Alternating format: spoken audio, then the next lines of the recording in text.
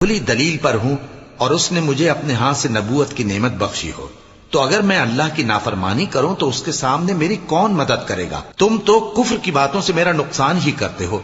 اور یہ بھی کہا کہ اے قوم، یہ اللہ کی اونٹنی تمہارے لیے ایک نشانی یعنی معجزہ ہے، تو اس کو چھوڑ دو کہ اللہ کی زمین میں جہاں چاہے چرتی پھرے، اور اس کو کسی طرح کی تکلیف نہ دینا، ورنہ تمہیں جلد عذاب آ پکڑے گا۔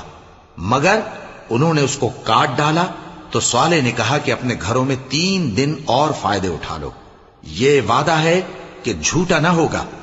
پس جب ہمارا حکم آ گیا تو ہم نے صالح کو اور جو لوگ ان کے ساتھ ایمان لائے تھے ان کو اپنی مہربانی سے بچا لیا اور اس دن کی رسوائی سے محفوظ رکھا۔ بے شک تمہارا پروردگار طاقتور ہے، زبردست ہے۔ اور جن لوگوں نے ظلم کیا تھا ان کو چنگھاڑ کی صورت میں عذاب نے آ پکڑا، تو وہ اپنے گھروں میں اوندھے پڑے